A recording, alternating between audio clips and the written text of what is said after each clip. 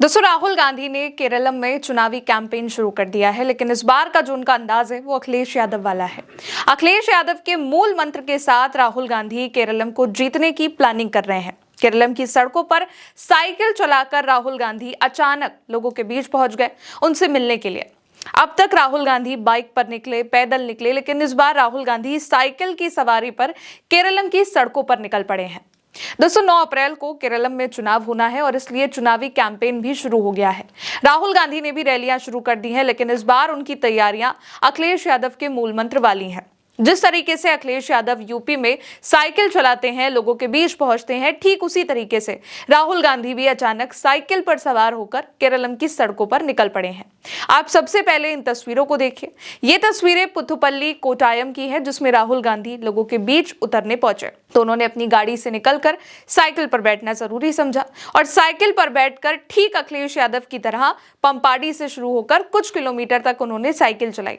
राहुल गांधी के साथ स्थानीय कांग्रेस नेता और यूडीएफ उम्मीदवार चांडी ओम्मेन भी रहे और जैसे ही राहुल गांधी केरलम की सड़कों पर साइकिल से पहुंचे, लोग भी उनको देखकर हैरान हो गए। पर राहुल गांधी अपनी मस्ती में रहे। लोग घरों से निकलकर उन्हें देखने लगे, हाय किया, हेलो किया, नमस्कारम किया। दोस्तों, राहुल गांधी का ये जो अंदाज है अब सीधे सीधे अखिलेश यादव से जोड़कर देखा जा रहा है, क्योंकि ठीक इसी तरह यूपी में चुनाव में भी अखिलेश यादव साइकिल चलाते हैं, साइकिल यात्रा करते हैं। काफी दिनों तक समाजवादी पार्टी की साइकिल यात्रा होती है, अलग अलग जिलों में होती है। राहुल गांधी ने साइकिल यात्रा नहीं निकाली, लेकिन साइकिल से लोगों के बीच पहुंचने का जरूर ये प्लान बनाया और साइकिल से पहुंचे। दोस्तों, कांग्रेस लगातार केरलम में रैलियां कर रही है। मल्लिकार्जुन खड़गे, राहुल गांधी खुद ये रैलियां कर रहे हैं। पहली रैली 25 मार्च को हुई कोझिकोड में, जहां राहुल गांधी को पहुंचना था, लेकिन सोनिया गांधी की अचानक तबियत बिगड़ने की वजह से वो वहां पर नहीं आए। अब राहुल गांधी केरलम के 2 दिनों के दौरे पर हैं और 2 दिन के दौरे में करीब 10 रैलियां राहुल गांधी ने की है।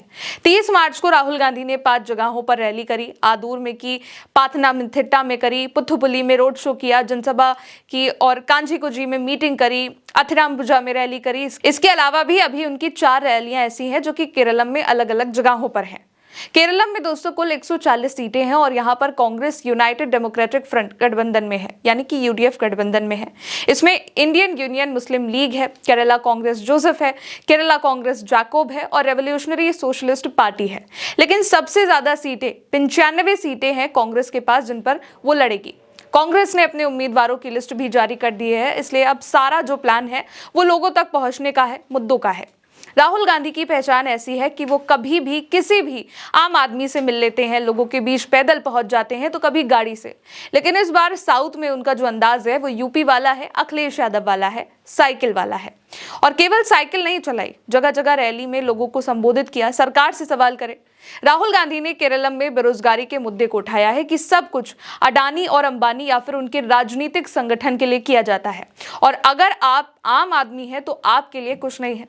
केरलम में व्यापक बेरोजगारी है और अगर आप किसी भी वाम मोर्चा नेता को जानते हैं या फिर संगठन का हिस्सा हैं तो आपको नौकरी मिल सकती है। इसके अलावा राहुल गांधी ने कहा कि आरएसएस को सब कुछ मिलता है, एलडीएफ को सब कुछ मिलता है, लेकिन केरल के लोगों को कुछ नहीं मिल सकता। राहुल गांधी ने कहा कि हम अपने देश की जनता के लिए काम करते हैं, हम सिर्फ अपने गठबंधन के लिए काम नहीं करते हैं और उन्हें जनता की परवाह नहीं है, वो सिर्फ अपने संगठन के लिए काम करते हैं। Everything is done for mister Adani and mister Ambani और फॉर देयर पॉलिटिकल ऑर्गेनाइजेशन।